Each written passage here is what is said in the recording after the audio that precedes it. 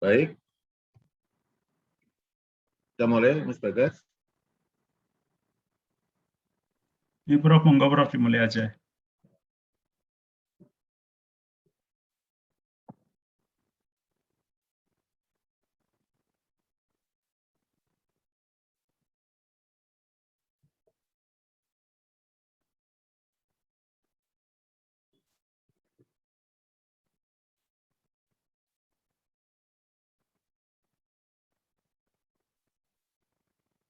Baik, Assalamualaikum warahmatullahi wabarakatuh.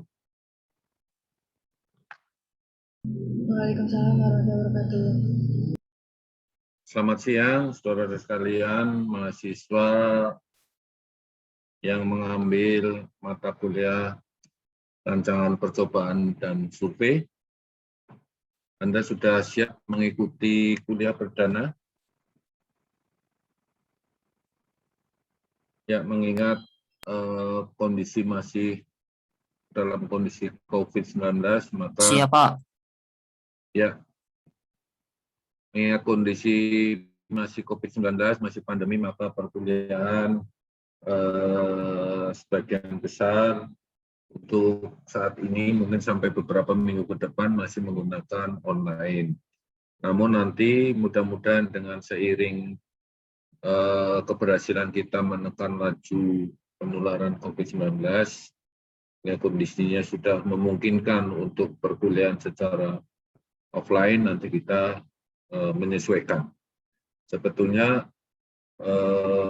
sudah beberapa bulan yang lalu kita mengawali semester ini perkuliahannya secara offline, secara bertahap, namun karena kondisi pandemi tiba-tiba berubah, sampai saat ini kita masih PPKM untuk wilayah Kabupaten Banyumas masih level 4, sehingga perkuliahan masih secara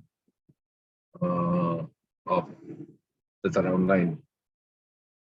Baik, untuk mata kuliah perancangan percobaan dan survei akan saya sampaikan materinya.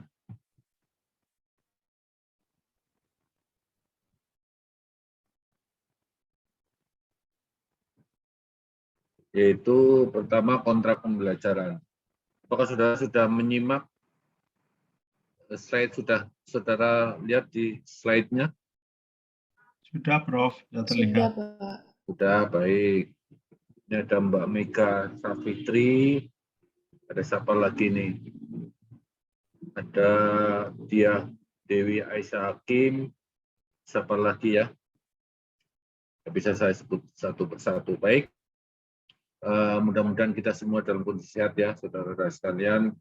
Tetap harus patuh pada kebijakan pemerintah, yaitu penerapan PPKM,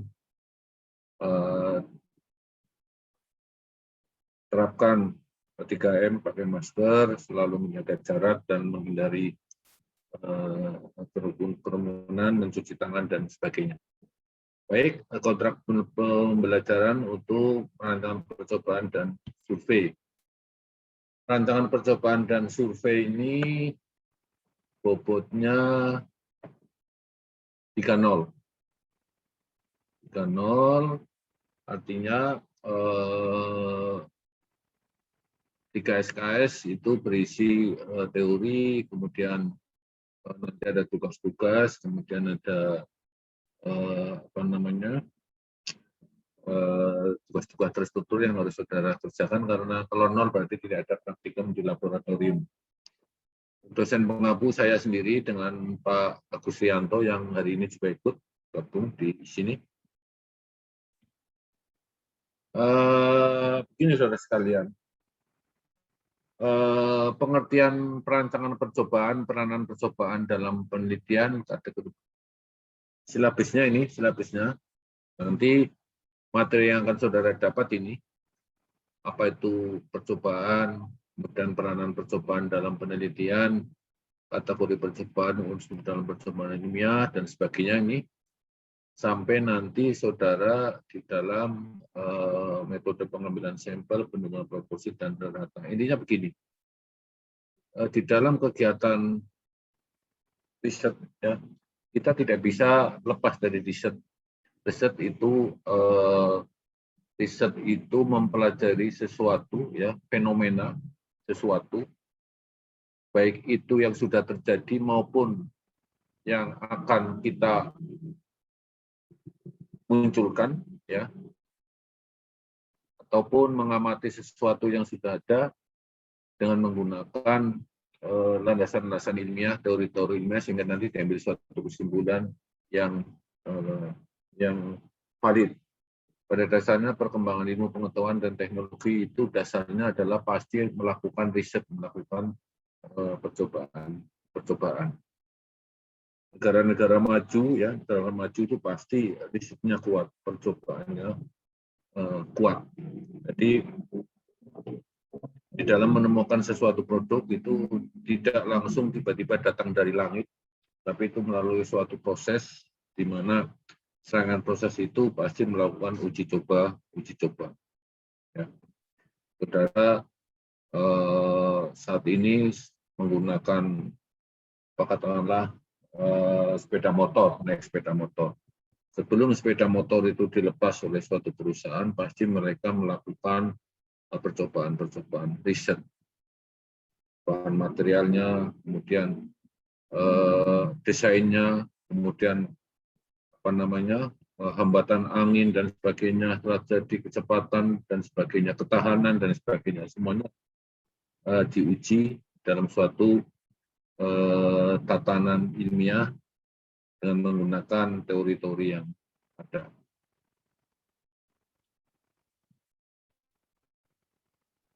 Kemudian ini tadi silabusnya. Kemudian unsur penilaian. Nanti saudara di dalam mata pelajaran ini, rangkaian percobaan itu ada 3 unsur, yaitu ujian tengah semester, ya, kemudian ujian akhir semester dan tugas terstruktur. Bobotnya 40-40-20. Ini artinya begini, saudara sekalian. Saudara nanti harus memenuhi 3 unsur ini. 3 unsur, harus ikut ujian tengah semester, harus ikut ujian akhir semester, dan harus juga mengumpulkan atau mengerjakan tugas-tugas terstruktur. Kalau ada salah satu komponen yang ini tidak terisi, berarti nilai saudara tidak ada. Ya. Bukan berarti begini, kalau tugas ujian tengah semester 40, ujian akhir semester kosong, nggak ikut, tugas struktur 20, berarti nilainya 60, itu enggak. Tapi 3-3-nya itu harus terisi. Ya, seberapapun nilainya. Ya, ujian tengah semester harus ikut. Ujian akhir semester harus ikut, tugas terstruktur juga harus saudara kerjakan. Ini adalah kontrak pembelajaran yang akan kita sepakati bersama nanti di dalam proses perkuliahan. Baik, kita lanjutkan terkait dengan apa yang tadi saya sampaikan pendahuluan.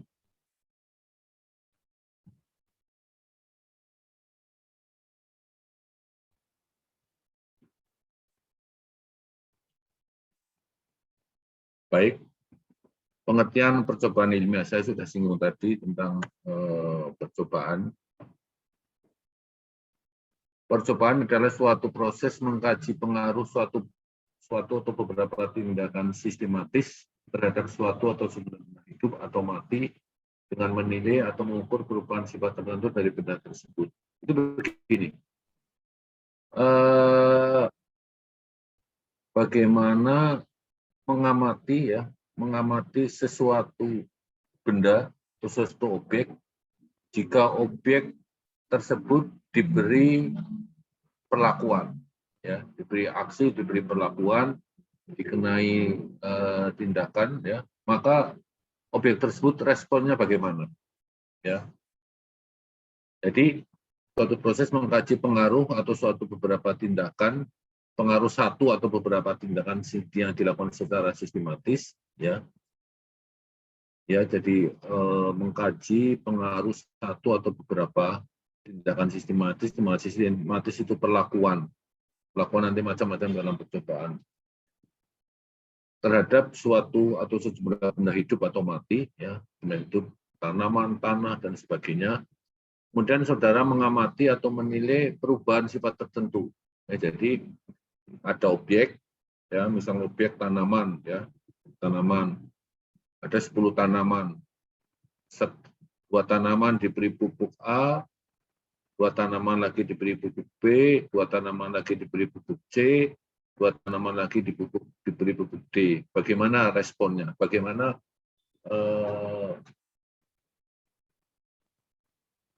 sifat-sifat tanaman-tanaman tersebut yang diberi beberapa perlakuan tadi? Itu adalah percobaan. Namun di dalam percobaan ini juga harus berdasarkan landasan-landasan teori yang valid. Nah, di sini ada 3 komponen tadi. Ada objek, ada perlakuan, ada respon, tanggap. Jadi objek tadi misalkan tanaman, ya, karena saudara ingin misalkan saudara misalkan punya 3 jenis pupuk, ya, tadi saya sebut 3 jenis pupuk. Kemudian bagaimana respon atau pertumbuhan atau produksi tanaman tersebut jika diberi 3 jenis pupuk tadi. Tanaman A, petak A diberi pupuk A, petak kedua diberi pupuk B, petak ketiga diberi pupuk C. Bagaimana responnya? Ya, jadi ada objek, adalah tanaman tadi, ya kan? Perlakuan, treatment atau stimulus, ya tadi adalah tindakan yang dikenakan terhadap benda tersebut pada tanaman, itu pupuk tadi misalnya. Kemudian yang saudara amati adalah respon, tanggap, bagaimana perubahan sifat benda tersebut, ya, bagaimana perbedaannya. Tadinya tidak dipupuk, kemudian diberi pupuk, bagaimana responnya, ya kan? Tadinya tidak diberi air, kemudian diberi air, ya. Paling mudah misalnya begini, ada 3 tanaman layu, ya. 1 tanaman tidak diberi air, tanaman 1 diberi air sedikit, tanaman kedua diberi air banyak. Maka objek adalah tanamannya, treatment adalah air. Nah, kemudian bagaimana responnya? Yang tidak diberi air tentunya akan tetap layu, ya kan? Dan diberi air sedikit, mulai tanamannya mulai segar, kemudian yang diberi air banyak tentunya tanamannya menjadi jauh lebih segar. Kira-kira begitu. Ini contoh mengkaji pengaruh beberapa jenis pupuk secara sistematis terhadap satu atau beberapa varietas tanaman padi dengan nilai pupuk. Nah, ini contohnya. Ada sekelompok tanaman padi, varietas, ya. Ada beberapa varietas. Bisa 1 varietas boleh, 2 varietas boleh, ya. Ada sekelompok tanaman, ya, 1 varietas lah paling gampang, ya, 1 varietas. Ini adalah varietas padi, ini tadi adalah objek, ya. Kemudian treatmentnya adalah jenis pupuk, tadi saya sebut tadi. Pupuknya A, B, C, ya. Varietas padi petak 1, varietas padi X, ya, misalkan. Petak 1 diberi pupuk A, petak 2 diberi pupuk B, petak C diberi pupuk D. Ya, ada A, B, C, D. Nah, sekarang yang Anda amati adalah produksinya. Ya. Produksinya. Bagaimana perbedaan produksinya? Ketika atau keempat tanaman yang diberi 4 pupuk tadi yang berbeda. Nah, hubungan antara metode ilmiah dan metode percobaan beberapa waktu yang lalu, semester kemarin, saudara sudah mendapatkan metodologi penelitian, ya, metode ilmiah. Metode ilmiah adalah suatu studi terhadap kebenaran yang diatur oleh pertimbangan yang logis. Jadi pada semester kemarin, saudara sudah mendapatkan teori metodologi penelitian, ada teori atau istilah metode ilmiah. Ya, jadi sesuatu studi terhadap kebenaran yang diatur oleh pertimbangan logis. Jadi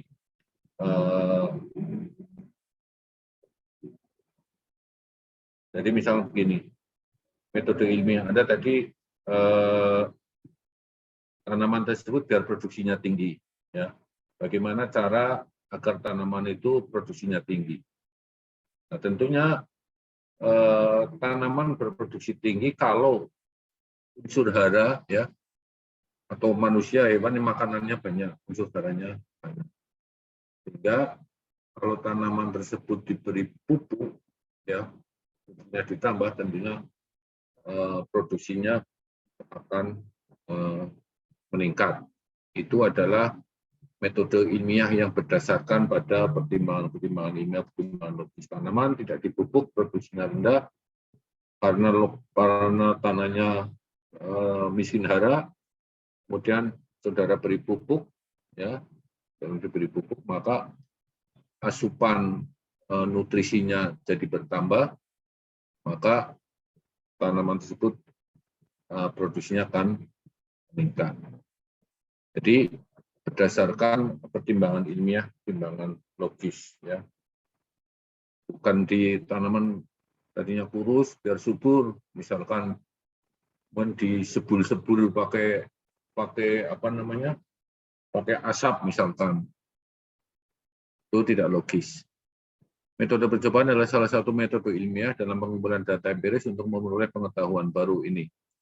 Jadi metode percobaan adalah satu metode ilmiah, salah satu metode ilmiah tadi. Ya, jadi metode ilmiah bermacam-macam jenisnya, salah satunya adalah metode percobaan. Jadi sekarang produk-produk sekarang yang sudah dipasarkan, ya, sudah dipasarkan secara komersial, itu pasti, ya, di dalam proses penemuannya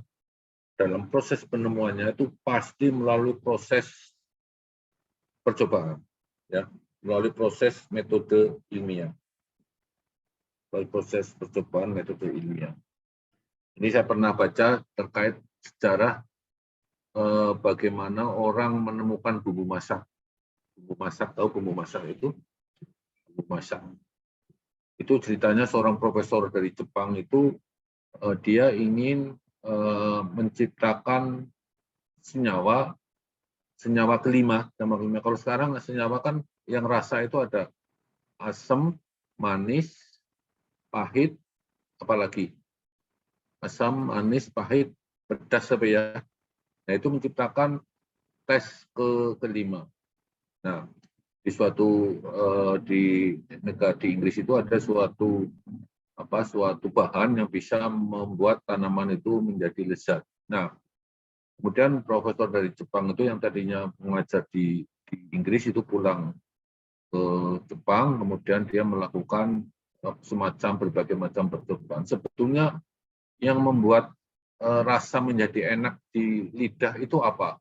Ya, mereka mencoba-coba cobaan, kemudian ditemukanlah senyawa apa yang di bumbu masak itu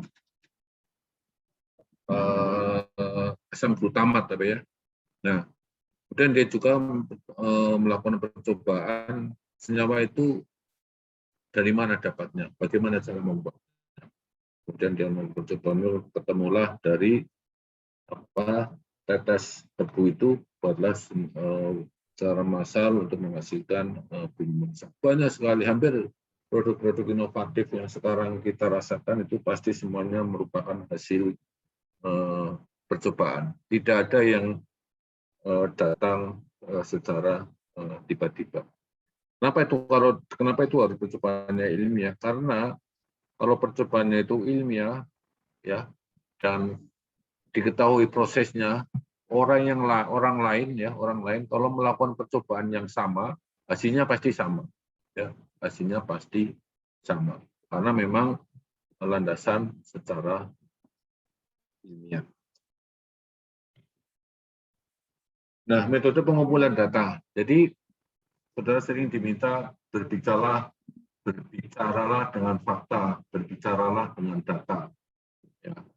Jangan berasumsi, jangan katanya, ya, berbicaralah dengan data, berbicaralah dengan fakta. Karena kalau Anda menyampaikan sesuatu berdasarkan data, berdasarkan fakta, itu pasti akan menggambarkan kondisi sesungguhnya. Populasi, misalkan begini, Anda ingin melakukan riset percobaan berapa sih biaya hidup mahasiswa UNSUD, ya. Berapa sih biaya hidup mahasiswa UNSUD per bulan? Nah, populasinya siapa? Populasinya adalah mahasiswa UNSUD, ya kan? Nah, kalau tiap-tiap mahasiswa saudara tanya satu persatu biaya berapa biaya hidup per bulan mahasiswa UNSUD, itu namanya sensus, ya. Jadi satu-satu didata, tanya, pakai kuesioner boleh atau by phone atau apa caranya. Mahasiswa UNSUD ada sekitar 23.000, ya. Saudara 23.000 saudara tanyai satu-satu, nanti terkumpullah data penghasil biaya hidup mahasiswa, ya, satu-satu. Kemudian dianalisis. Misalkan analisisnya tergantung tujuannya. Kalau saudara ingin mengetahui biaya hidup mahasiswa UNSUD tiap fakultas, misalkan fakultas pertanian berapa biayanya, biaya hidupnya, fakultas biologi berapa, fakultas kedokteran berapa, maka semua mahasiswa didata, ya, satu persatu, kemudian datanya dikumpulkan, kemudian dianalisis. Analisis mahasiswa pertanian kumpulkan, mahasiswa biologi kumpulkan, dan sebagainya.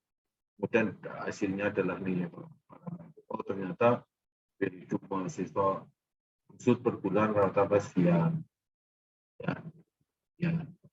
Kemudian bagaimana biaya hidup mahasiswa sebelum dan sesudah pandemi COVID? Apakah lebih tinggi atau lebih murah? Ya.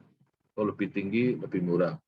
Ada yang mengatakan biaya hidup mahasiswa selama COVID itu lebih tinggi. Karena apa? Untuk beli pulsa katanya.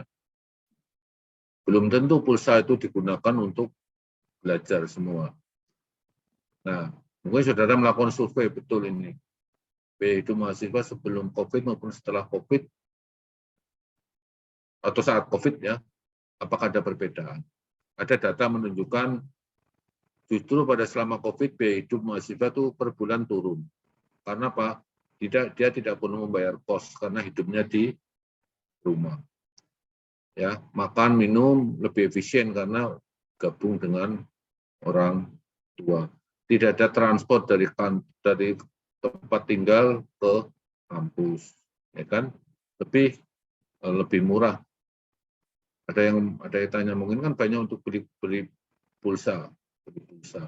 Kan ada bantuan dari Kemendikbud pulsa, ya.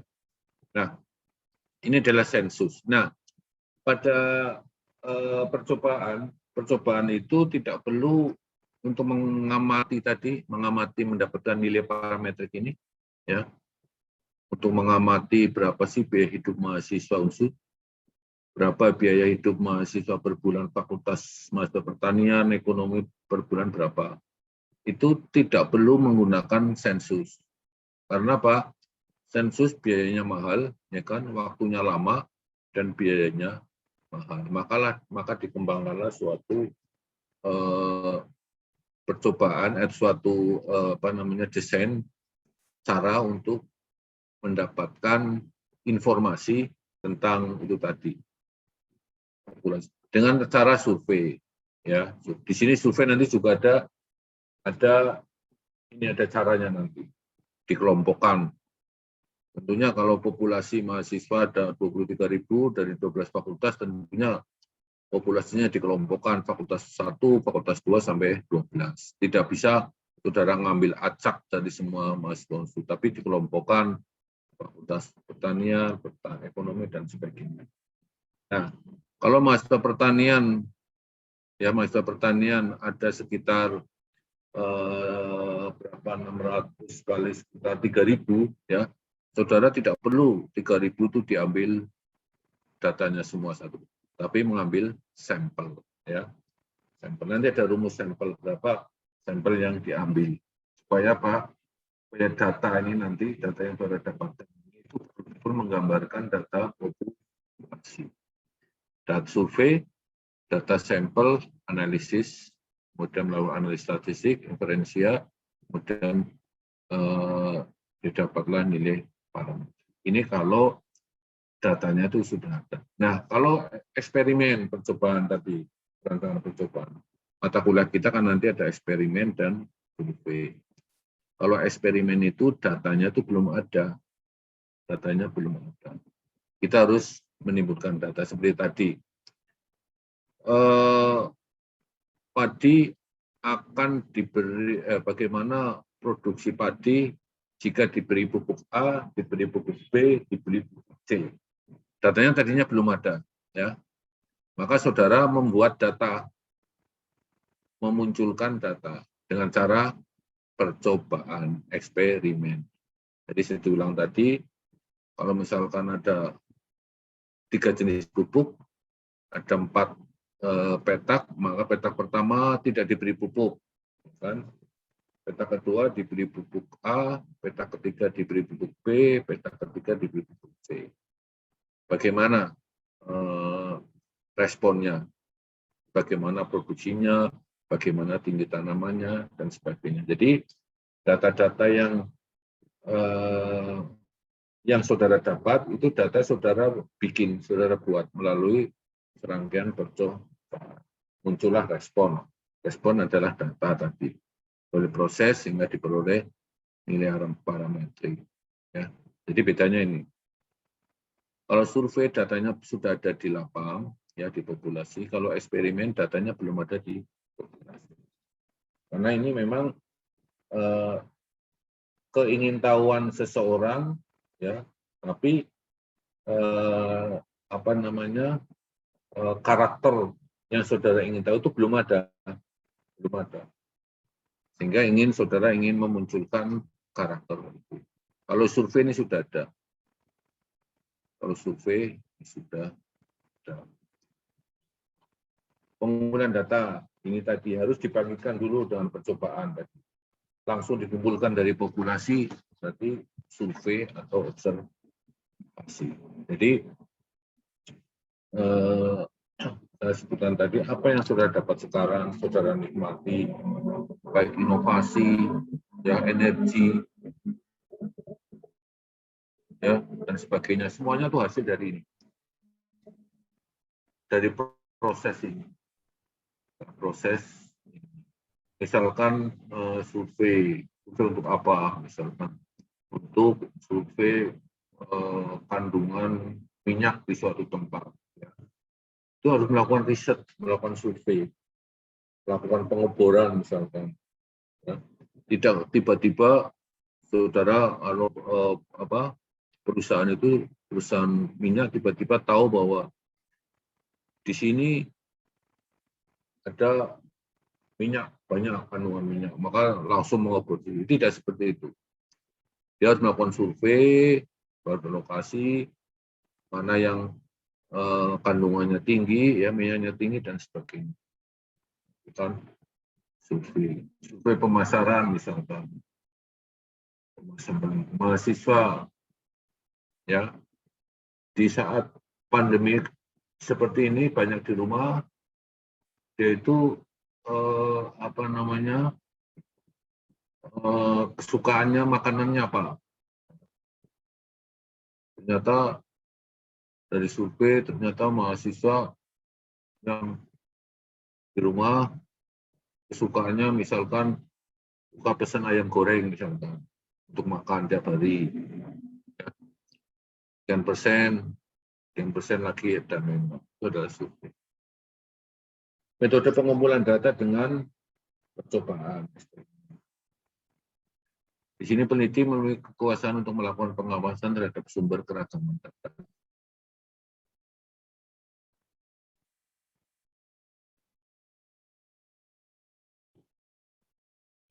Ya. Peneliti memiliki keleluasan untuk melakukan pengawasan terhadap sumber keragaman data. Di sini begini, di dalam percobaan, ya percobaan pertanian khususnya itu, itu kadang-kadang data yang muncul, respon itu kadang-kadang dipengaruhi juga oleh faktor-faktor di luar yang saudara harapkan. Misalnya perlombaan pupuk, kadang-kadang ada faktor lainnya. Di sini memiliki keluasan untuk melakukan pengawasan terhadap sumber keragaman data. Maksudnya saudara itu punya kemerdekaan, keluasan untuk menciptakan data-data apa yang saudara inginkan. Pelakuan apa yang akan saudara inginkan itu ada di peneliti, ada di saudara. Misalnya tadi pupuk, kita punya tiga jenis pupuk. Maka dalam suatu petak, suatu luas tanaman, suatu lahan, maka dibagi katakanlah 4 petak, 1 tanpa diberi pupuk, petak 2, 3, 4 diberi. Nanti juga harus ada ulangan. Jadi peneliti itu memiliki kemerdekaan, keleluasan untuk untuk menciptakan data-data, keragaman data antar perlakuan. Dapat menciptakan jenis pelakuan yang diinginkan dan mengamati perubahan yang terjadi pada respon. Jadi saudara dapat menekan menekan pengaruh faktor di luar treatment yang bisa mempengaruhi data, dan juga bisa saudara juga memiliki keleluasaan untuk berapa respon yang akan atau perlakuan yang saudara lakukan. Di sini data diciptakan. Ini dalam percobaan itu data itu belum ada dan saudara ciptakan. Itu kalau percobaan eksperimen. Kalau observasi atau survei, datanya sudah tadi saya katakan.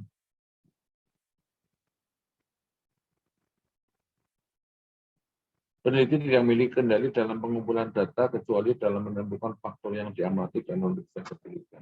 Jadi data-data yang ada di lapang itu memang betul-betul sudah terjadi dan peneliti tidak bisa mempengaruhi.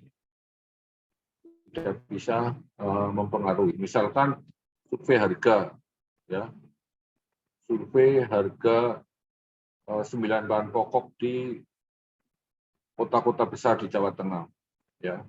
Para peneliti tidak bisa mengendalikan berapa sih harga gula pasir di Banyumas, gula pasir di Semarang, peneliti nggak bisa. Tidak bisa mengendalikan. Dan kemudian juga sulit dalam perubahan yang tidak ada respon karena mungkin faktor yang tidak diamati atau bahkan belum diketahui lebih. Jadi kenapa terjadi harga yang berbeda-beda, itu peneliti tidak memiliki kemampuan untuk melihat faktor-faktor apa yang menyebabkan. Jadi di sini peneliti hanya mengumpulkan data. Nah, nanti setelah data dikumpulkan, dibanding-bandingkan, dianalisis, barulah peneliti baru menyimpulkan kenapa sesuatu itu bisa terjadi. Survei sama dengan tadi, sama dengan observasi, sama dengan kalau observasi itu tadi mengamati yang data sudah ada, survei mengambil sampel data dengan teknik penarikan, jumlah datanya besar. Jadi data sudah ada di lapangan dan tinggal dikumpulkan. Ini survei. Pengertian perancangan percobaan. Ini saudara masih aktif ikut? Masih, Pak.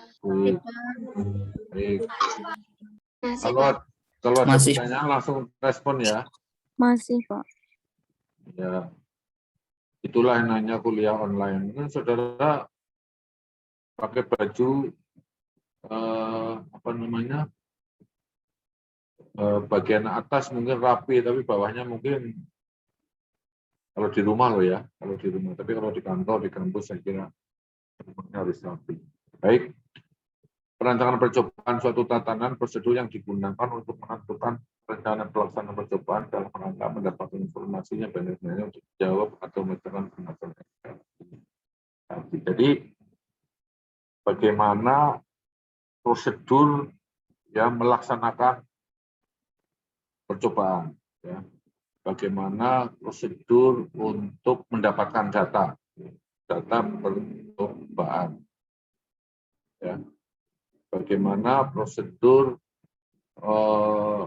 saudara melakukan percobaan, memberikan treatment kepada suatu objek, kemudian mengamati datanya, kemudian menganalisis, dan sebagainya. Ini adalah rancangan percobaan.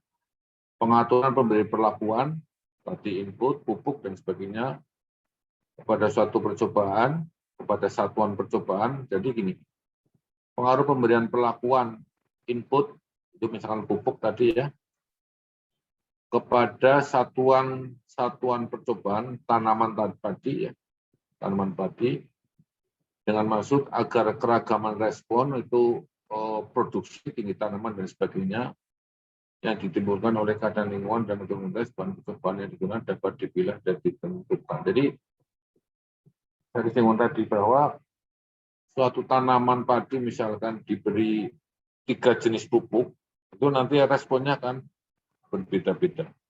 Nah, ada kalanya respon yang berbeda itu juga ada pengaruh di luar pupuk, ya. Mungkin karena lingkungannya beda atau perlakuan yang lain beda, ada sedikit perbedaan sehingga memberikan bias. Sehingga pengertian percobaan ini secara keseluruhan adalah bagaimana saudara merancang suatu percobaan, ya, memberikan perlakuan kepada objek, ya, mengatur, kemudian bagaimana cara memberikan perlakuan dan cara mengatur agar pengaruh-pengaruh yang lain yang bukan karena perlakuan itu bisa dikecilkan.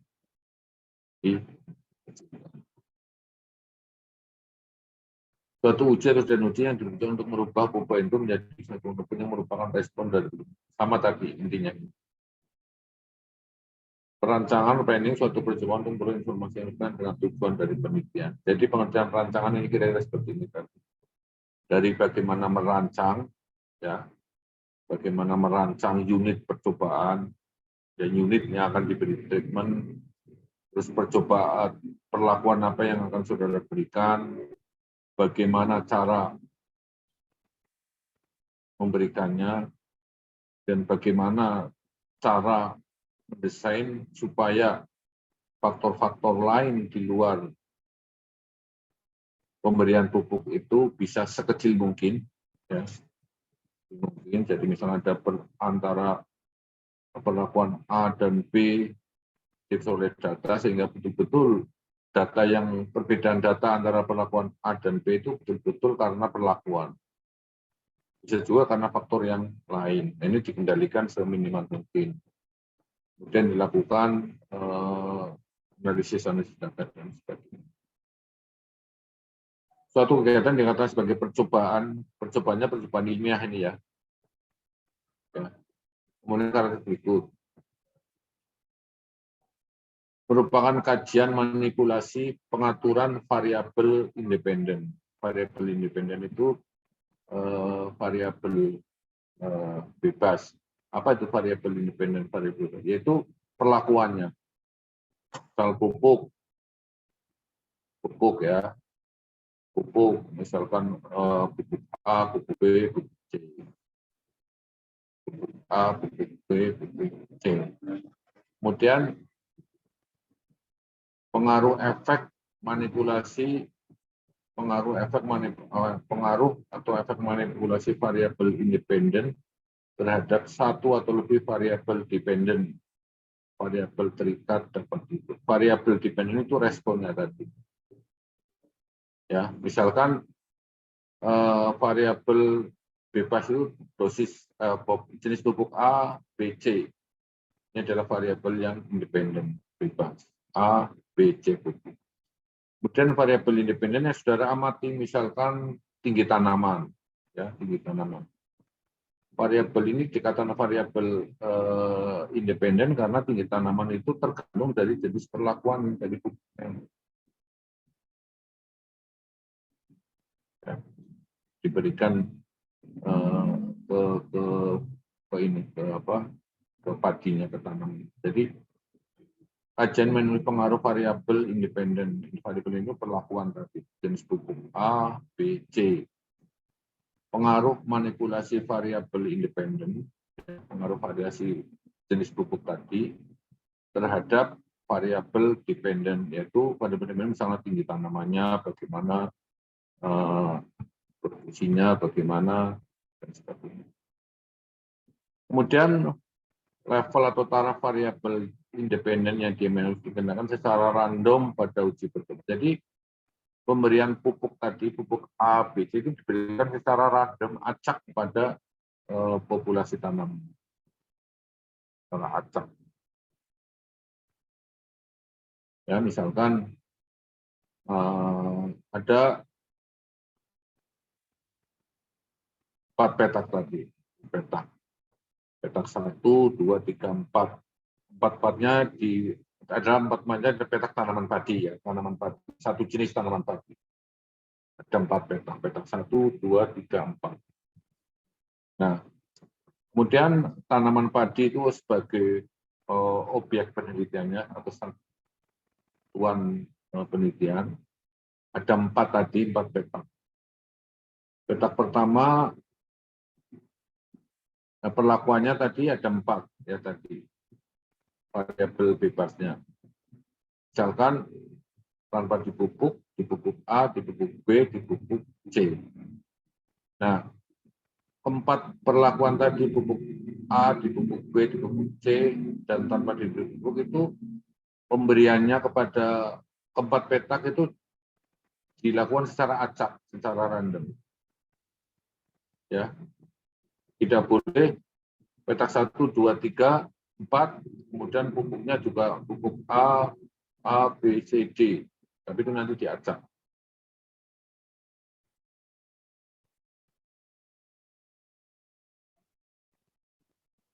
Nah, kemudian rancangan percobaan.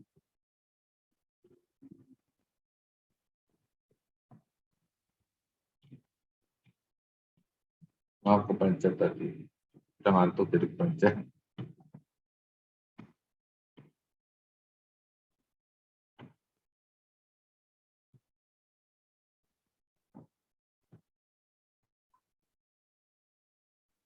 Tadi sampai mana ya?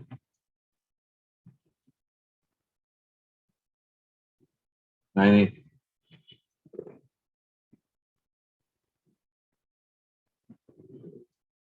Peran rancangan percobaan itu ada istilah validasi internal, ada validasi eksternal. Validasi internal ini apakah betul ya perlakuan yang saudara berikan ya pupuk tadi tanpa diberi pupuk, diberi A, diberi pupuk B, diberi pupuk C itu ya memang memberikan perbedaan respon, ya, benar menimbulkan perbedaan respon. Artinya misalkan tanaman padi tadi tanpa dipupuk tingginya 10, dipupuk B tingginya 15, dipupuk A tingginya 15, dipupuk B tingginya 20, dipupuk C tingginya 25. Artinya apa? Tanpa diberi pupuk tingginya hanya 10, tapi diberi pupuk A tingginya jadi 15, diberi pupuk B tingginya 20, diberi pupuk C tingginya jadi 25. Itu membuktikan bahwa perlakuan itu tadi pupuk A, B, C itu memang betul-betul memiliki berperan atau berpengaruh pada tinggi tanaman tadi. Ya, betul menimbulkan perbedaan. Jadi pemberian pupuk menimbulkan perbedaan tinggi tanaman. Baik yang tanpa diberi pupuk maupun antar tanaman yang diberi. Nah,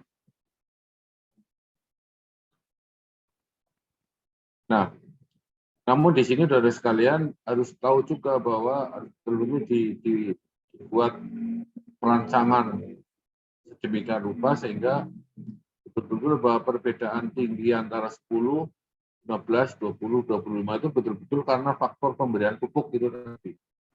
Bukan karena faktor yang lain. Faktor lain apa? Misalkan dari 4 petak yang 3 airnya banyak, petak yang tanpa diberi pupuk nggak ada air, itu kan ada faktor lain yang bisa berpengaruh pada tinggi tanaman di samping pupuk. Artinya apa? Agar yakin bahwa perbedaan tinggi tanaman karena faktor pupuk, maka faktor yang lain itu harus sama. Airnya harus sama, penyiangannya juga harus sama. Ya, varietas padi yang mau diberi perlakuan juga harus seragam dan sebagainya. Sehingga kalau ada perbedaan tinggi tanaman tadi itu karena memang perlakuan. Validasi eksternal adalah nanti uji ya, uji secara statistik apakah informasi itu dokumennya cukup representatif untuk dibuat generalisasi pada kondisi yang sama. Artinya apa? Kalau percobaan yang tadi dicoba ini ya, tanpa diberi pupuk tingginya 10, diberi pupuk A 15, pupuk B 20, pupuk C 25 ya. Kalau kemudian orang yang sama melakukan percobaan yang sama ya, pada kondisi yang sama tentunya, pada kondisi yang sama, itu akan memberikan hasil yang sama. Yang sama apa? Tanpa diberi pupuk tingginya 10, diberi pupuk A 15, diberi B 20, diberi pupuk C 20. Nah, artinya dari hasil data ini, saudara nanti mengambil kesimpulan bahwa pupuk A, B, dan C, pemberian pupuk itu akan meningkatkan tinggi tanaman. Ya. Paling tinggi diberi pupuk C, kan tingginya 25. Ya. Kemudian kalau percobaan yang sama dilakukan di tempat lain oleh orang lain pada kondisi yang sama, lingkungannya sama, tentunya hasilnya juga akan sama. Ini disebut validasi X. Nah, nanti di dalam hitung-hitungan nanti di awal, saudara akan paham mengapa perlu dirancang untuk mendapatkan penduga yang tidak berbias, misalkan misal systematic error. Itu tuh maksudnya begini. Tadi ada 4 petak. Petak A, B, C, petak 1, 2, 3, 4 itu jejer ya. Jejer. Nah, arah barat timur. Ternyata di paling barat itu ada aliran irigasi misalkan. Nah, sehingga petak pertama dengan dekat irigasi itu airnya lebih banyak. Nah, semakin ke timur petak 2, petak 3, petak 4 kan airnya sedikit dapatnya. Kalau memang pengairannya itu tidak dibuat dirancang sedemikian rupa biar sama, tapi secara teoritis biasanya yang dekat air itu pertumbuhannya akan lebih baik. Nah, maka untuk menghindari agar petak yang pinggir saluran irigasi itu tidak lebih subur dari petak yang paling jauh, ya, maka dalam memberikan perlakuan itu diacak, ya, diacak. Demikian juga nanti ulangan 2, ulangan 3 dan sebagainya. Untuk meningkatkan presisi, kemudian kesimpulan dapat digeneralisasi ke populasi. Nah, ini nanti saudara bisa belajar nih. Nanti di mata kuliah di bab berikutnya nanti akan disampaikan apa itu systematic error. Ini sekilas saja nanti di dalam bab 2 nanti ya, minggu besok itu akan kenapa terjadi systematic error, kenapa harus dibuat rancangan sedemikian rupa supaya tidak harus ada misalkan membuat petak itu harus bagaimana, ya kan? Tidak boleh sembarangan harus melihat kondisi lingkungan. Nah ini contohnya ini. Ini percobaan mau dilakukan di sawah ini, ya. Nah, kalau saudara percobaan nanti biasanya diulang, ya harus diulang. Nanti kenapa harus diulang? Contohnya ini misalkan ini saluran air ini, saluran air. Ini saudara percobaan di sini. Apakah petaknya harus dibuat ke sini atau petaknya harus ke sini? Harus diblok. Ini harus ada pengeblokan ke sini. Jadi ini ada petak 1, petak 2, petak 3, petak 4. Nanti ada ulangan petak 1, petak 2, petak 3, petak 4.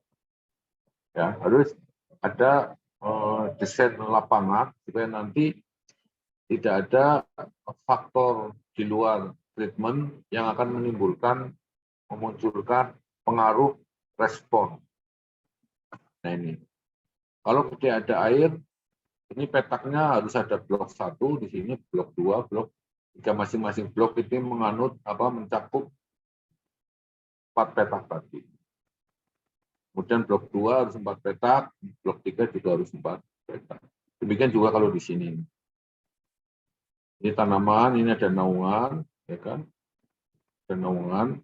Secara teoritis, kalau 4 petak ke sini, petak 1, 2, 3, 4, itu tanaman yang di sini, kalau pagi, misalnya timur ya, kalau pagi itu kurang mendapat sinar matahari di sini.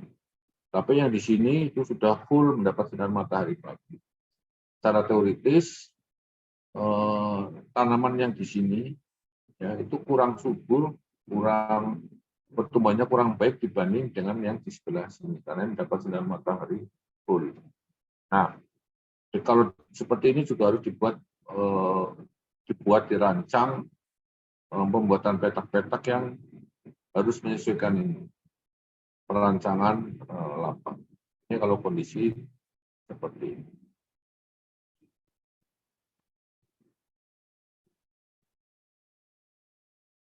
Perancangan percobaan nanti ada pertanyaan kenapa percobaan harus diulang.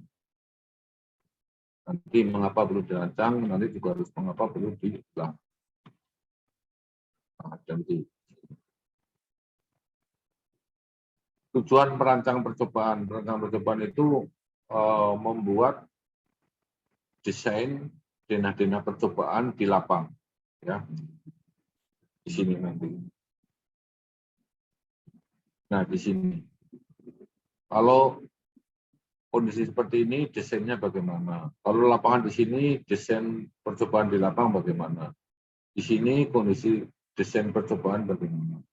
Kalau mau di sini, ya desain lapangannya bagaimana? Kan? Tentunya kalau saudara mau percobaan di sini, yang semuanya full kena sinar matahari itu desain percobaannya itu berbeda kalau dengan yang di sini. Ya, berbeda juga kalau dengan di sini. Ini ada air, mata air, saluran irigasi. Ya, demikian juga di sini. Ini kalau kondisi seperti ini membuat ulangannya percobaan harus diulang nanti itu harus ke bawah, sini atau ke kanan. Ya, demikian juga di sini. Artinya apa? Kalau kondisi yang beragam seperti ini, itu akan memerlukan rancangan percobaan yang berbeda-beda.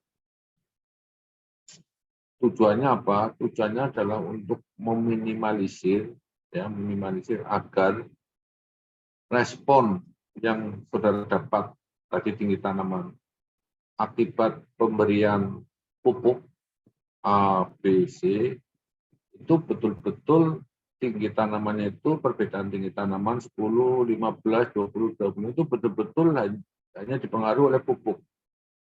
Ya. Bukan dipengaruhi oleh faktor lingkungan. Misalnya tadi di sini, ini tanpa dipupuk ditaruh di sini. Sementara yang dipupuk A, pupuk B, pupuk C di sini. Nah kalau seperti ini nanti yang tanpa diberi pupuk itu tingginya 10 itu bukan hanya karena tidak diberi pupuk, tapi juga ada perlakuan lain yang bikin stres sehingga hasilnya lebih rendah dan sebagainya. Nanti ada dasarnya.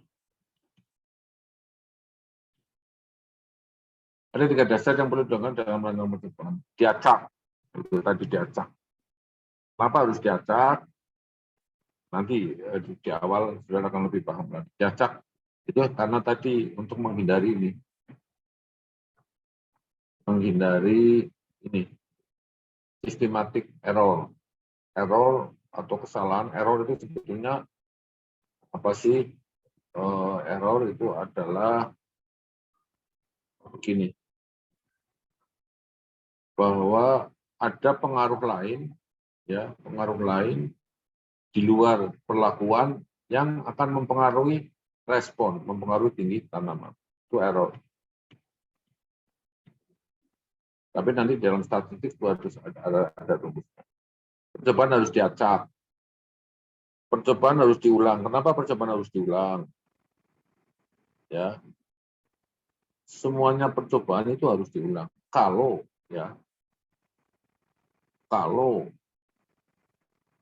treatmentnya itu adalah treatmentnya itu materi yang diberikan kepada objek, misalnya pupuk, bahan hormon, dan sebagainya, air, penyiraman dan sebagainya harus diulang. Tapi ada juga percobaan yang tidak perlu diulang. Itu misalnya ada percobaan pengujian varietas. Varietas itu bisa juga tidak menggunakan ulangan. Nanti ada sudah dapatkan. Kemudian pengendalian lingkungan. Nah ini harus ada harus ada kegiatan untuk mengendalikan lingkungan. Itu tadi harus membuat blog, membuat ulangannya harus sesuai dengan kondisi lingkungan dan sebagainya.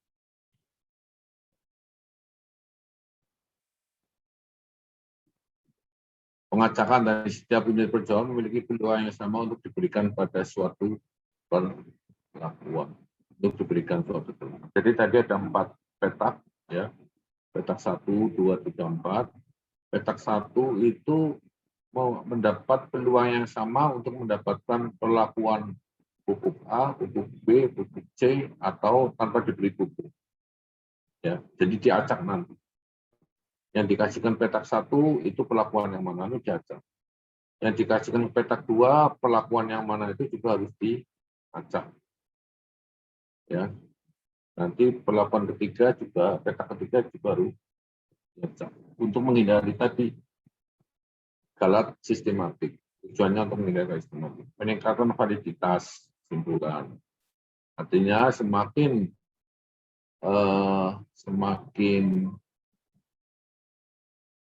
tepat mengikuti kaidah-kaidah rangkaian percobaan, maka kesimpulan atau data yang saudara ambil kemudian diambil kesimpulan itu betul-betul valid, ya, memenuhi standar-standar kebebasan atau standar-standar yang sehingga nanti di dalam saudara menentukan perlakuan apa yang akan jatuh pada suatu petak itu menggunakan beberapa cara untuk mengacak. Bisa tabel, bisa komputer, atau maupun mengambil lintingan yang biasa. Nanti ada ulangan. Kenapa percobaan harus diulang? Penerapan yang sama terhadap beberapa unit percobaan. Kalau langsung suatu perlakuan itu ada beberapa unit percobaan pada kondisi yang sama. Bukan jalan memperkecil kalau bukan kecil. Nah, ini. Kenapa harus diulang? Ya, diulang. Diulang itu sebetulnya, pengulangan itu sebetulnya untuk ya melihat adakah atau berapa besar faktor lain ya yang akan berpengaruh kepada respon ya pada respon selain perlakuan yang saudara dapat. Karena begini tadi ada 4 petak tadi ya. Petak 1 tanpa diberi pupuk tingginya 10. Kemudian petak 2 diberi pupuk tingginya 15. Ya. Apakah betul perbedaan tinggi 15 itu antara yang tanpa diberi pupuk dengan diberi pupuk A, ya itu betul-betul dikarenakan pemberian pupuk, ya dikarenakan pemberian pupuk. Nilai 15 ini, nilai 5 tadi 10 dengan 15 kan selisihnya 5. Apakah betul 5 itu betul-betul disebabkan karena pemberian pupuk tadi? Jangan sampai perbedaan 5 itu ada faktor lain selain pupuk. Ya, sehingga perlu dilakukan pengulangan. Pengulangannya bagaimana?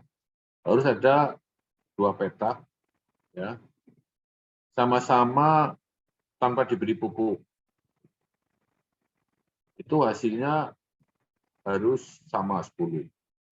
Ya. Kemudian ada 2 petak lagi yang diberi perlakuan pupuk A. Ya, diberi pupuk A. Itu hasilnya harusnya sama-sama 15.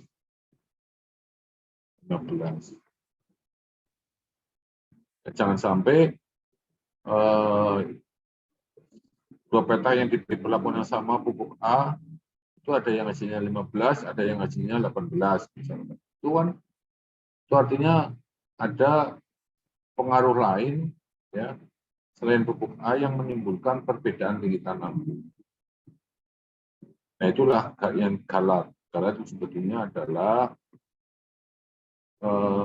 berapa besar kontribusi faktor lain selain perlakuan yang berpengaruh terhadap respon. Bagaimana cara mengetahui galat? Itu mengukur tadi. Petak yang sama, ya, petak yang berbeda diberi perlakuan yang sama. Kalau petak yang berbeda diberi perlakuan yang sama, hasilnya sama, ya, hasilnya sama, 10 berarti itu galatnya 0. Diberi pupuk A, 2 petak yang beda diberi pupuk A, hasilnya sama-sama 15, itu berarti 0. Ya, artinya apa? Bahwa perlakuan pupuk A 15 tambah diberi pupuk tingginya 10, selisih 5 itu betul-betul nilai 5 itu betul-betul dikarenakan faktor pupuk, bukan ada faktor yang lain. Nah, itu pengamatan yang galatnya kecil, 0. Nah, di dalam perancangan percobaan ini salah satu tujuannya kenapa harus dirancang supaya galatnya ini 0, perkecil mungkin. Kalau 0 tidak mungkin, buat sekecil mungkin. Galatnya dibuat sekecil mungkin. Supaya apa? Supaya nanti data yang saudara dapat, kemudian analisis, kesimpulan itu betul-betul datanya valid sesuai dengan kondisi yang ada. Nah, jumlah ulangan nanti tergantung dari jumlah perlakuan dan nanti ada rumusnya berapa jumlah ulangan. Pengendalian lingkungan, prinsip dasar percobaan tadi yang lain adalah mengendalikan lingkungan.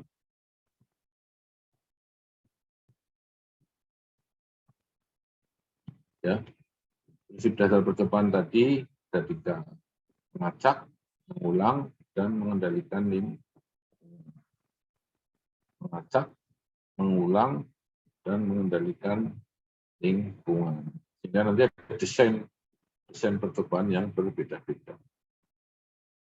Jadi dasar percobaan tadi mengacak, diacak. Tujuannya apa? Untuk menghindari galat sistematik.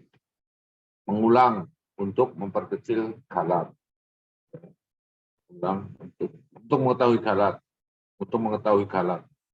Jadi kalau mengacak itu adalah untuk menghindari galat itu error ya secara sistematik. kemudian ulangan itu menduga galat, ya. Pengendalian lingkungan itu untuk memperkecil galat, ya, memperkecil error. Jadi untuk mengendalikan, untuk menekan sekecil mungkin keragamannya di bawah karena faktor di luar berlaku. Sehingga tujuan akhirnya adalah meningkatkan validitas. Nah, syarat strateginya apa? Misalnya pengelompokan tadi, pengeblokan, kalau kondisinya tidak mungkin. Mengontrol pengaruh lingkungan dan perlakuan sehingga perlakuannya kecil, seragam mungkin. Ya, unit percobaannya juga harus seragam mungkin. Ini contoh ini. Ini di sini ada naungan ini, ada apa namanya? Ada sesuatu yang bisa menghalangi sinar ini. Sinar datang dari sini. Maka dibuat blok sejajar dengan ini. Ya, blok 1, blok 2, blok 3. Dan nanti tiap blok nanti ada ulangan tadi, ada percobaan, ada pelabuhan-pelabuhan di sini. Ini ada blok 1, blok 2, blok 3. Kenapa bloknya tidak ke sini? Ini blok 1, ini blok 2, ini blok 3. Kenapa tidak begitu? Nanti ada TU ini. Karena apa? Karena di sini ada faktor yang bisa mempengaruhi intensitas cahaya matahari. Kalau pagi sinar matahari di sini masih ternaungi, tapi di sini sudah terbuka, ya, sinar, maka ada kemungkinan terjadi galat. Ya, artinya apa?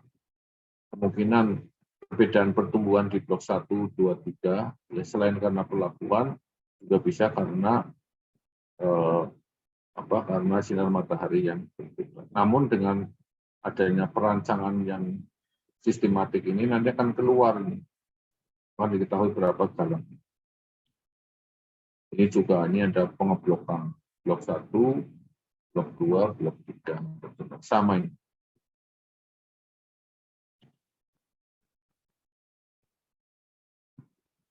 Ya. Langkah-langkah percobaan untuk mencapai sasaran.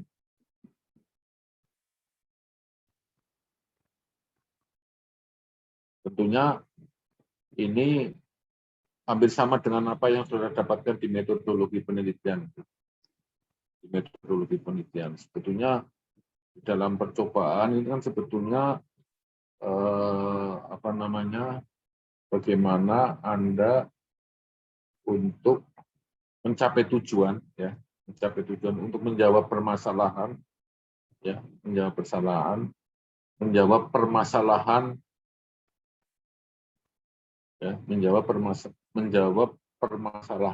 untuk memperoleh tujuan, untuk mencapai tujuan. Misalnya tadi,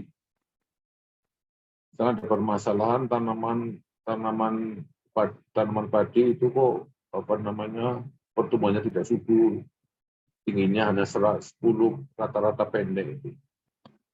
Permasalahan seperti itu. Kemudian saudara tujuannya adalah ingin meningkatkan tinggi tanaman, meningkatkan produksi. Dengan cara ilmiah, itu dengan cara memberikan nutrisi. Kalau cara non ilmiah kan dengan pupuk, dengan kedukun, dengan sesajen, ya, dan sebagainya, itu cara non ilmiah. Tapi cara ilmiah adalah bagaimana Anda meningkatkan tinggi tanaman, meningkatkan produksi tanaman, ya. Dengan cara apa? Cara ilmiah. Apa? Pemberian nutrisi, pemberian hara, pemberian pupuk. Kemudian pertanyaan lagi, ini ada 3 pupuk. Pupuk mana yang paling baik? Nah, itu masalah juga. Sehingga ada permasalahan seperti itu, Anda melakukan percobaan.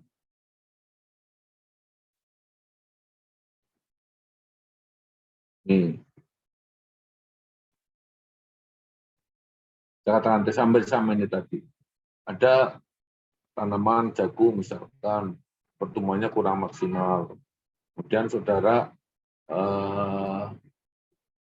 mencari tahu kenapa kok tanaman jagungnya itu produksinya tidak maksimal. Ternyata saudara menemukan bahwa tanahnya kurang subur, ya,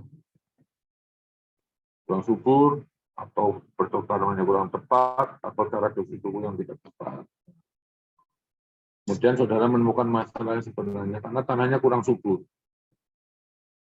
Sudah nanamnya sudah betul, cara tanam sudah betul, ya kan? Varietasnya sudah bagus dan sebagainya. Tapi tanaman produksinya tidak, ternyata sebenarnya tanamannya kurang subur. Kemudian saudara merancang percobaan bagaimana cara meningkatkan produksi jagung itu tadi dengan memberikan pemupukan pupuk A, pupuk B, pupuk C. Terserah itu pupuk A dari mana, pupuk B. Atau mungkin saudara punya pupuk A itu pupuk buatan, pabrik, pupuk B, pupuk kandang ayam, pupuk C, pupuk kandang sapi, dan sebagainya, silakan. Dan saudara melakukan percobaan. Untuk ini tadi, dalam rangka meningkatkan produksi. Kemudian ya namanya cobaan itu harus studi pendahuluan, harus dilandasi landasan ilmiah, ya. Jadi saudara berkesimpulan bahwa lahannya itu tidak subur, ya kan? Saudara harus melakukan studi. Kira-kira apa sih yang bisa membuat tanamannya itu subur, lahannya subur, ya, dengan pemberian pupuk apa? Nah, ini saudara melakukan studi. Dan menyelesaikan masalah, saya kira ini di metode penelitian saya lebih tepat kepada nanti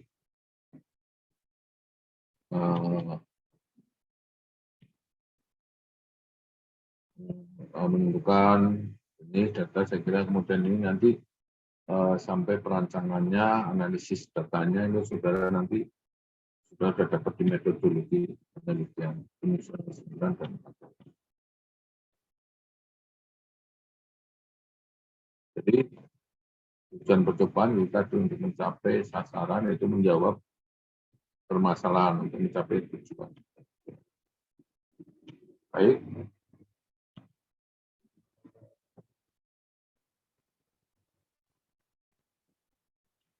Ini teori saja, ini permulaan percobaan dasar. Nah, ini ada taraf, ada interaksi, variabel pengamatan, dan percobaan. Istilah pokok dalam rancangan percobaan, unit percobaan.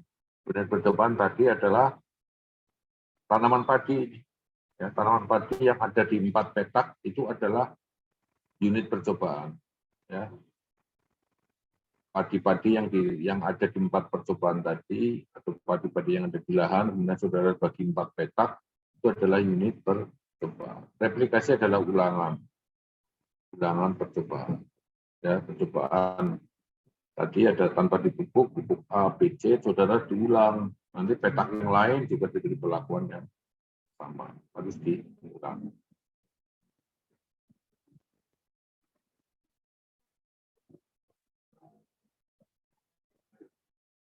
Faktor kualitatif atau kuantitatif ini adalah ubah bebas penyusun perlakuan ini tadi, dosis, ya kan, varietas atau jenis pupuk atau dosis itu bisa kualitatif maupun kuantitatif. Kalau kualitatif 3 jenis pupuk kualitatif, ya, misalkan pupuk A, pupuk B, pupuk C, itu kan kualitatif. Tapi kalau kuantitatif, pupuk A dosis 10, pupuk A dosis 20, pupuk A dosis 30. Ya, adalah kuantitatif. Taraf faktor ini adalah klasifikasi dari faktor yang sudah coba tadi. Pupuk berapa faktor, atau berapa taraf, dosis 4 jenis tadi, 3 jenis pupuk A, pupuk B, pupuk C. Tarafnya berapa pupuk A, misalkan dosis 10-20, pupuk B dosis 10-20, dan sebagainya. Itu adalah taraf. Interaksi, perubahan pengaruh dari faktor pada berbagai taraf faktor yang lain. Jadi perbedaan respon satu faktor terhadap ya, perlakuan faktor yang lain. Ya, pada perlakuan faktor. Variabel pengamatan tadi, respon. Data percobaan adalah gambar lokasi tadi perlakuan. Tujuannya adalah untuk mengeliminir alat. Baik, itu sekilas. Nanti di dalam bab selanjutnya, apakah itu desain lapangan, nanti ada macam-macam desain yang akan lebih paham. Ini sekilas terkait dengan rancangan percobaan. Jadi intinya, saudara sekalian, perancangan percobaan itu adalah salah satu kegiatan ilmiah ya, yang dilakukan untuk mengumpulkan data ya, dalam rangka mencari informasi itu mendapatkan informasi ya, sesuatu ya, baik itu sesuatu yang tadinya belum ada, datanya belum ada. Tentunya data yang saudara dapatkan dari percobaan itu harus data-data itu betul harus valid, harus menggambarkan yang sebenarnya bahwa data yang saudara dapat itu betul-betul karena faktor perlakuan, bukan faktor yang lain. Sehingga apa? Sehingga nanti data itu valid, saudara mengambil kesimpulan juga valid sesuai dengan fakta. Ya. Nah, agar mengingat kondisi lapangan itu sangat kompleks, ya tadi saya sebutkan tadi ada beberapa gambar peta itu, petak yang berbeda, karena kondisi lapangan sangat kompleks, maka dibuatlah desain percobaan di lapangan, desainnya percobaan di lapangan, yang tujuannya agar data yang saudara dapat itu betul-betul data murni yang disebabkan karena faktor perlakuan yang saudara inginkan, bukan karena faktor yang lain. Tuh. Baik, ada pertanyaan sampai sini? Sampai jam berapa, Mas Bagas? Pak Bagas?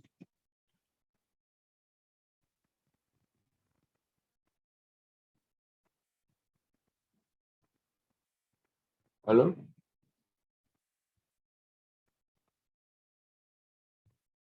Baik, saudara sekalian. Ada yang masih mendengarkan?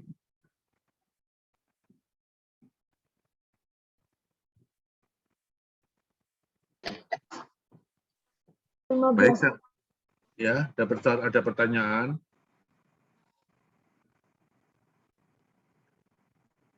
Ini sampai jam berapa ujian kuliahnya? Sampai jam 15.40, Pak.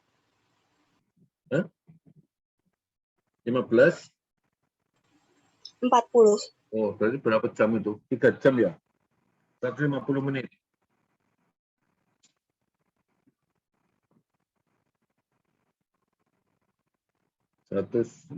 menit. Ya, monggo kalau ada mau ditanyakan.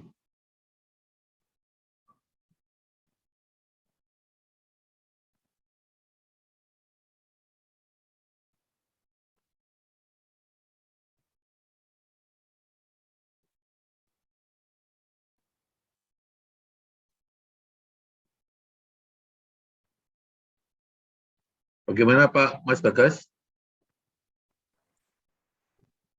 Monggo Prof, kalau sudah tidak ada pertanyaan mungkin bisa istirahat Prof. Terus nanti lagi. Buatan nggak apa-apa Prof, ya sudah nopo untuk pertemuan hari ini materinya sudah tersampaikan semua. Oke, ya sudah, baik. Baik, saudara sekalian.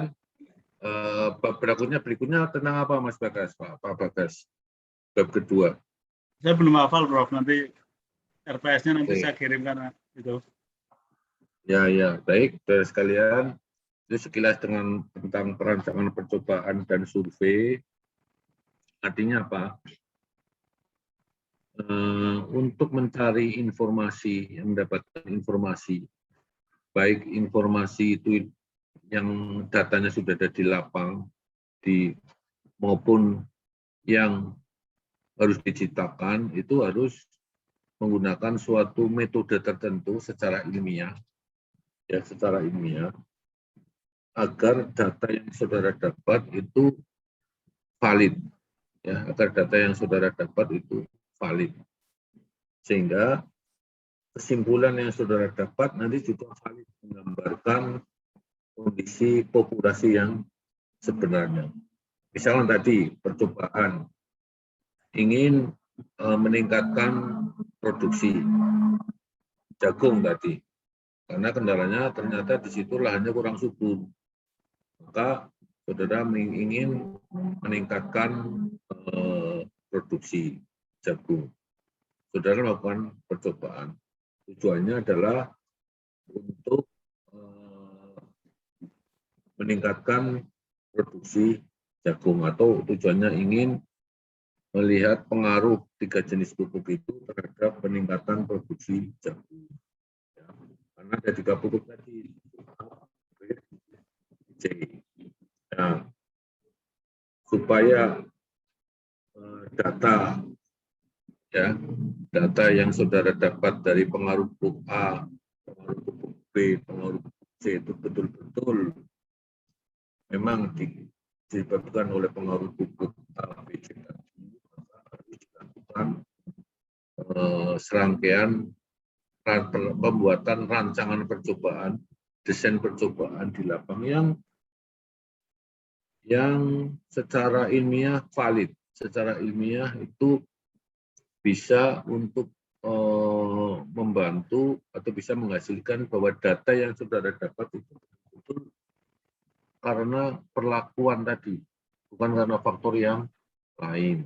Itu kalau percobaan. Jadi kalau diberi pupuk A tadi tingginya 15, diberi pupuk B tingginya 20, diberi pupuk C tingginya 25, itu betul-betul bahwa tinggi itu karena faktor A, pupuk A, B, dan C. Sehingga kalau ada orang melakukan penelitian yang sama ya di tempat yang lain, orangnya beda dengan perlakuan yang sama tadi, perlakuan sama itu hasilnya juga akan sama. Kemudian kalau survei itu adalah mendapatkan informasi suatu populasi tapi datanya sudah ada. Karena datanya karena ini dalam rangka penghematan waktu, biaya, dan sebagainya, maka dilakukanlah survei, bukan sensus. Ya kan? Saya sering mendengar sensus penduduk, sensus ekonomi itu satu persatu didatangi ya, populasi datang. Tapi kalau survei itu tidak didatangi. Saya katakan tadi, misalkan Anda ingin mendapatkan informasi berapa sih biaya hidup mahasiswa UNSUD rata-rata, berapa biaya hidup mahasiswa Fakultas Pertanian, biaya berapa mahasiswa hukum dan sebagainya. Karena ada 12 fakultas, maka saudara harus mengambil sampel, artinya mengambil sejumlah mahasiswa yang akan didata. Tapi data mahasiswa itu yang saudara ambil itu harus bisa menggambarkan mahasiswa tersebut yang mewakili tiap fakultas, sehingga dibuatlah metode survei, ya kan? Mungkin ada pengelompokan dulu jadi mahasiswa fakultas ada 23.000, mungkin dibagi dalam 12 fakultas, setiap fakultas diambil berapa jumlahnya, dari 10 atau 20, nanti ada metodenya, sehingga data yang diambil itu bisa menggambarkan. Bukan acak. Nanti kalau acak yang diambil adalah mahasiswa ekonomi semua misalkan.